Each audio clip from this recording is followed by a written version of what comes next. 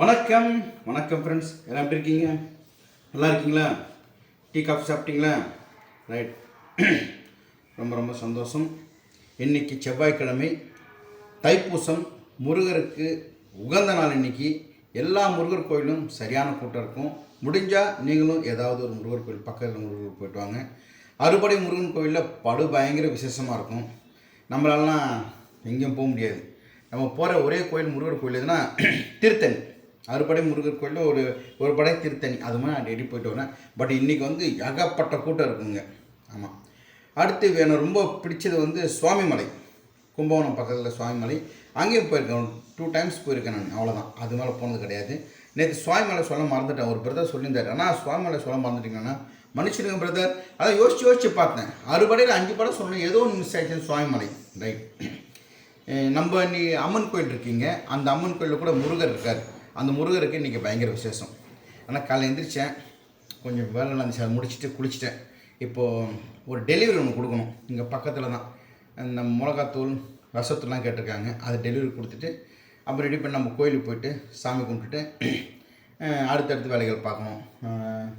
கீழே போய் தம்பி வேலை குளிப்பாட்டணும், அதுதான் முக்கியம். ரைட். இன்றைக்கி மலேசியாவில் இருக்க பால கஜேந்திரன் அவர்களுக்கு ரொம்ப ரொம்ப thanks. Bala Gajendran brother, Bala brother, ரொம்ப ரொம்ப தேங்க்ஸ். இன்றைக்கி நீங்கள் சொன்ன மாதிரி மன வளர்ச்சி குன்றிய குழந்தைங்களுக்கு கண்டிப்பாக நாங்கள் ஒரு கலை நிகழ்ச்சி நடத்தி கண்டிப்பாக அன்னதானம் பண்ணுறோம். அதை நம்ம சேனல்லையும் போடுவோம். ஏன்னா நிறைய பேர் செய்கிறத காமிக்க வேண்டாம்னு சொல்கிறாங்க.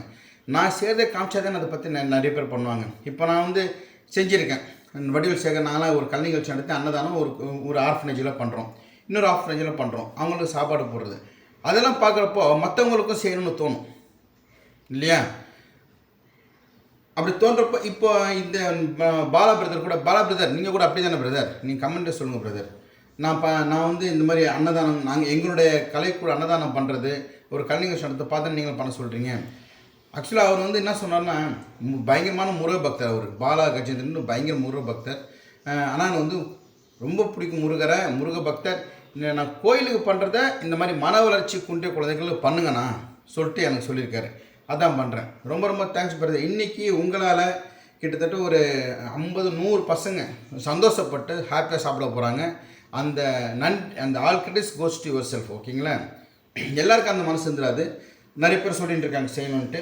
அதே மாதிரி 21ஆம் தேதி ஒரு பிரதர் சொல்லியிருக்காரு. ஆமாம், அந்த பிரதர் அதே மாதிரி அவங்களுடைய மருமகளுக்கு பிறந்தநாள், அப்புறம் அவருடைய இளைய மகனுக்கு பிறந்தநாள். அதை முன்னிட்டு இந்த மாதிரி ஒரு ஆர்ஃபனேஜில் நீங்கள் கலை நிகழ்ச்சி நடத்தி அன்னதானம் போட்டால் ரொம்ப சந்தோஷப்படுவோன்ட்டு அதுக்கு நான் ஓகேன்னு சொல்லிக்கிறேன். இந்த மாதிரி நீங்கள் சொன்னீங்கன்னா கண்டிப்பாக நான் செய்வேன். ஓகேங்களா? சந்தோஷத்துலேயே பெரிய சந்தோஷம் அடுத்தவங்களை சந்தோஷப்படுத்தி பார்க்குறது. இந்த மாதிரி குழந்தைங்களை சந்தோஷப்படுத்தி ஒரு அன்னதானம் பண்ணுறது மிக சிறப்பு. அவ்வளோதான். கோயிலில் அன்னதானம் பண்ணுறாங்க இல்லை சொல்ல, கோயிலில் அன்னதானம் எல்லாமே சாப்பிட்றாங்க. வயிறுன்றது எல்லாருக்கும் போகுது. கோயிலில் இருக்கிறவங்க இல்லாதவங்க எல்லாம் சாப்பிடுவாங்க. ஆனால் இந்த மாதிரி ஆர்ஃபனேஜில் இருக்கிறவங்க கிடையாது, இல்லாதவங்க கிடையாது, மனவளர்ச்சி இல்லாதவங்க எல்லாருமே. அவங்க யாருன்னு அவங்களுக்கே தெரியாது. அவங்க கடவுளுடைய குழந்தைகள். அந்த குழந்தைகளுக்கு நம்ம பண்ணுறப்போ அந்த கடவுளுக்கே பண்ணுற மாதிரி. ஆமாவா இல்லையா? ஆமாம். ஓகேவா? ரைட். எனக்கு சந்தோஷம்.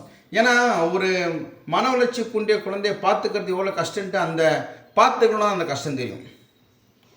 நிறைய பேர் அவங்க வீட்டில் ஒரு சில பேர் இருந்திருக்கலாம், அவங்க மனசு கஷ்டமாக. நான் வெளியே எக்ஸ்போஸ் பண்ணி காமிக்கிறேன். இந்த மாதிரிலாம் இருக்குது, இந்த மாதிரி வெளியே இருக்குது, ஊரில் இருக்குது, இந்த மாதிரி கஷ்டப்படுறாங்க. என் தம்பி அந்த மாதிரி இருக்கான். என் தம்பிக்கு இப்போ 50 வயசு ஆகுதுன்னு ஒரு 5 வயசு குழந்தை மாதிரி தான் அவன் இருக்கான். அவனுக்கு நம்ம என்ன பண்ணுறோமோ அவனுக்கு பொறுத்தவரைக்கும் அவனை சந்தோஷப்படுறான். அவன் கேட்கறதெல்லாம் வாங்கி கொடுப்பேன். எல்லாமே அவன் என்ன கேட்டாலும் திடீர்னு இந்த பொம்மை விசிறி சரன்னு சுற்றுமே. திருவிழாலாம் திரும்புவான், அப்படியே திரும்ப கிருன்னு சுற்றுமே. அது கேட்பான். அது எங்கேனா போய் கேட்டு தரணும். டிவியில் பார்க்குறது கேட்பான். அதுதான் அவனுக்கு சந்தோஷம். வேறு சந்தோஷத்தை என்னால் தர முடியாது. இப்போ நம்ம வீட்டுக்கு வடிவல் சேகர் மாதிரி அவர்கிட்ட பேசுவா போல். நாகேஷ் பூபதி பண்ணா போல். அந்த மாதிரி நகல் கலைஞர் ராஜசூர்யா வந்தால் போல், கமல் மாதிரி பண்ணா போல். அவன் ரொம்ப ஹாப்பி. அதெல்லாம் பார்த்துட்டு அவனும் கமல் சார் மாதிரி, எம்ஜிஆர் சார் மாதிரி, ரஜினி சார் மாதிரி பண்ண ஆரம்பிச்சிருக்கான். அவனும் ஒரு ஹாப்பி தானே. என்ன பண்ணுறதுங்க? போயிட்டாங்க எங்கள் அம்மா எங்கள் அப்பா இந்த மாதிரி குழந்தைய கொடுத்துட்டு. நான் கமெண்ட்டில் ஒரு சிஸ்டர் சொல்லியிருந்தாங்க, ஆனால் கடவுளுக்கு யார்கிட்ட எது எப்படி தரணும்னு கடவுளுக்கு மட்டும்தான் தெரியும். உங்ககிட்டயே ஒரு கஷ்டத்தை தரேன்னா அந்த கஷ்டத்தை உங்களால் தாங்கக்கூடிய அளவுக்கு தான் அந்த கஷ்டத்தை தருவோம் இல்லையா? அந்த மாதிரி இப்போ எனக்கு வந்து தம்பி இருக்கான்னா அந்த தம்பி நான் பார்த்துக்கிற அளவுக்கு இந்த தெம்பு இருக்கிறதா தான் கடவுள் எனக்கு கொடுத்துருக்கான். இன்னும் கடவுள் ஒரு பெரிய தேங்க்ஸ் சொல்லிடுறேன். ஆமாம், ஒருவேளை பையனாக இருக்கான், பொண்ணாக இருந்திருந்தால் என் நிலைமையை கொஞ்சம் யோசிச்சு பாருங்கள். பையனாக இருக்கிறதுக்கே ஒரு ஃபோன் கீன் எதுவுமே பண்ணுறதில்ல, யாருமே என்னான்னு கூட கேட்குறதில்ல. அப்படியே ஜடம் மாதிரி அப்படியே உட்காந்துருக்கான், அவ்வளோதான். Happy new year, happy Pongal, happy Deepavali யார் சொல்கிறது? நீங்களாம் தான் சொல்கிறீங்க. கூட பிறந்தவங்க என் தம்பி சொல்லுவான், இங்கே திருவத்தூரில் இருக்கான். மற்ற அக்கா 3 அக்கா இருக்காங்க. ஒரு ஃபோன் பண்ணி சூரி சாப்பிட்டியா, வாரத்துக்கு ஒரு தடவை, மாதத்துக்கு ஒரு தடவை, இல்லை 6 மாதத்துக்கு ஒரு தடவை சூரி சாப்பிட்டியா, அவ்வளோதான் கேட்டு வைக்கிறதுங்கண்ணா. சூரி கேட்பான், யாருமே கேட்கல சொல்லிட்டு.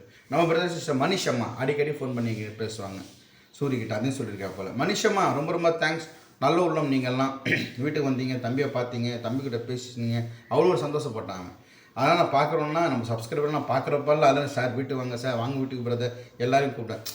அந்த சமயம் நீங்கள் வந்துட்டு போனால், நீங்கள் வந்துட்டு போகிறது ½ அன் ஹவரில் அவன் அவ்வளோ சந்தோஷப்பட தெரியுங்களா? சரி, ஓகே. இப்போ கீழே போய்ட்டு தம்பியை குளிப்பாட்டிட்டு நம்ம அம்மன் கோயிலில் ஒரு சின்ன விசேஷம் இருக்குது, அது நான் வீடியோவை போடுறேன் பாருங்கள், ஓகேங்களா? ஒரு நிமிஷம்,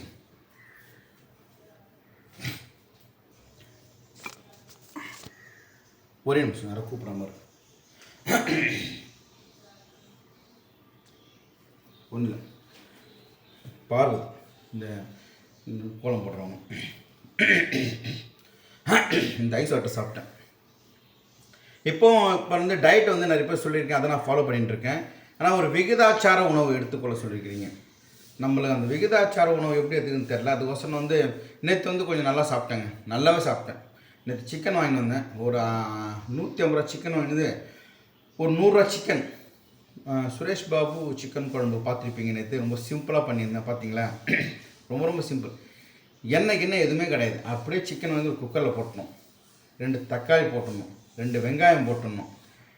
என்னுடைய சுரேஷ் பாபு குழம்பு மிளகாய்த்தூள் 2 ஸ்பூன் போடணும், கொஞ்சம் உப்பு போடணும், கருவேப்பிலை இருந்தால் போடுங்க, இல்லாட்டி விடுங்க, மூடுங்க, 3 விசில் கரெக்டாக ஸ்ட்ராங்காக 3 விசில் கொடுத்துட்டு அதை இறக்கிட்டு, எண்ணெய் எதுவுமே கிடையாது. அந்த கலனால அந்த குபில் நல்ல ஒரு வாசனை வரும். அவ்வளோதான். ஒரு 2 தோசை ஊற்றி சாப்பிட்டேன், மதியம் 2 தோசை ஊற்றி சாப்பிட்டேன், அவன் சாயங்காலம் 5 மணிக்கு 2 தோசை அதை ஊற்றி சாப்பிட்டேன்.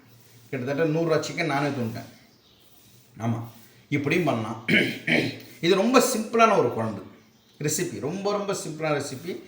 மட்டன் இது மாதிரி பண்ணுவாங்க, சிக்கன் இது மாதிரி பண்ணுவாங்க. நீங்கள் ஒரு வாட்டி பண்ணி பாருங்களேன். குழம்பு சுரேஷ் பாபு குழம்பு மிளகாய்த்தூள் வாங்கினவங்க நான் சொன்ன மாதிரி நீங்கள் செஞ்சு பாருங்கள், எப்படின்னு மட்டும் பாருங்கள். டேஸ்ட்டு உடம்புக்கு நல்லதுங்க. எண்ணெயே கிடையாது, நான்ஸ்டிக் தான் யூஸ் பண்ணுறேன், அதுலேயும் எண்ணெய் கிடையாது. ஸோ ஆயிலை குறைச்சாச்சு, சுகர் டோட்டலாக குறைச்சாச்சு, சுகர் சுத்தமாக தொடுறதில்ல. எங்கன்னா ஒரு ஃபங்க்ஷன் பண்ணால் கூட இலையில் வந்து ஒரு குலோப் ஜாமுன் ஒரு கேசரி வைப்பாங்க இல்லையா, கையாக தொடுறதில்ல. நான் வந்து பயங்கரமான coke lover, coke Pepsi lover. அப்படி பார்த்தா வாங்கி நம்மன்னு கொடுத்து கபன்னு குடிப்பேன். அவ்வளோ ஒரு வெறி எனக்கு கோக் மேலே, பெப்சி மேலே. அப்படியே டோட்டலாக 2 மாதமாக ஏற கட்டியாச்சு.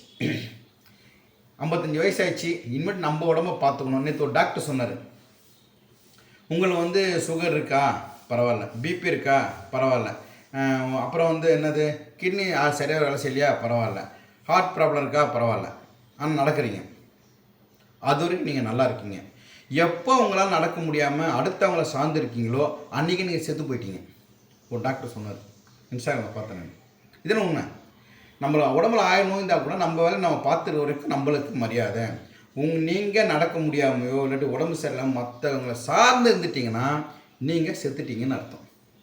ஸோ அதனால் அந்த பயம் நம்மளுக்கு. 55 வயசு ஆயிடுச்சு, இன்னும் 5 வருஷத்தில் என்ன நடக்குன்னு தெரியாது, இன்னும் வயசாகும், முட்டியெல்லாம் வலிக்கும், முதுகெல்லாம் வலிக்கும். அதெல்லாம் இல்லாமல் இருக்கணும்னா நம்மளுக்கே ஒரு அவேர்னஸ் எடுத்தேன். சரி, சுகர் சாப்பிடணும்னு தானே சொன்னேன். ஒரு டாக்டர் சொன்னார், ஒல்லியாக கண்டி போட்டுன்னு போகிறேன், அந்த டாக்டர் பேர் மறந்துட்டேன் நான். நீங்கள் சுகர் 1 மாதம் எடுக்கலைன்னா உங்களுக்கு உண்டாக இருக்கிற மூஞ்சி அப்படியே நீட்டாகும் ஒன்று சொன்னார். ஷோல்டர்லாம் அப்படியே கொஞ்சம் இறங்கி போகும், கிராஜுவலாக பாடி கம்மியாகிற மாதிரி இருக்கும், கையெல்லாம் கொஞ்சம் லீனான மாதிரி இருக்கும், இந்த இடத்துல சாஃப்டாக இருக்கும் சார் சொன்னார். இதெல்லாம் ஐ ஃபீல். இப்போது நான் 2 மாதம் முன்னாடி என் வீடியோ பாருங்கள், 3 மாதம் முன்னாடி என் வீடியோ பாருங்கள், என் ஃபேஸ் எப்படி இருக்குன்ட்டு. இப்போ வந்து என் ஃபேஸ் எப்படின்னு பாருங்கள். சுகரை கட் பண்ணால ஆட்டோமேட்டிக்காக உடம்பு வந்துச்சு இந்த அப்படியே இந்த இடம்லாம் பள்ளம் ஆகிடுச்சு எனக்கு ஆகிடும். I feel better. 11 கிலோ கம்மி பண்ணியிருக்கேன். இப்போ 10 கிலோ 11 கிலோ கம்மி பண்ணிட்டேன். 101லேருந்து 90 வந்துட்டேன். வெயிட் பண்ண 90 இருக்குது. பட் வந்து கையில் செல்ஃபோனு பனியனு பாக்கெட்டில் எல்லாம் வச்சுக்கணும். அதெல்லாம் வந்து ஒரு 89-90 இருப்பேன். ஸோ வெயிட் லாஸ் ஜர்னி நல்லா போயின்ட்டுருக்கு. பட்டு நான் பண்ணுற வந்து ஃபுட்டு சரியில்லை நானே சொல்லுவேன். நல்லா ஹெல்த்தியாக சாப்பிட்ணும், ரெடியூஸ் பண்ண ஹெல்த்தியாக. பூசணிக்காய் ஜூஸ் கண்டிப்பாக பூசணிக்காய் ஜூஸ் குடிங்க. நான் டெய்லி பூசணிக்காய் ஜூஸ் குடிச்சிடுறது. அந்த பூசணிக்காய் ஜூஸ் காலைல குடி பண்ணது வயிறு டிம்முன்னு ஆகிடும். அப்புறம் அந்த காலைல கொஞ்சம் ஸ்கிப் ஆகும். அப்புறம் பசி ஒரு 1 ஹவர் கழிச்சிட்டு 2 இட்லியே 2 தோசையை சாப்பிடணும். Thank you for your support. இன்றைக்கி தைப்பூசம், கண்டிப்பாக முருகர் கோயில் போயிட்டு வாங்க. நானும் கோயிலுக்கு போகிறேன். ஓகே, கீழே போய் தம்பி பார்த்துட்டு அவனெல்லாம் ரெடி பண்ணிவிட்டு போவோம்.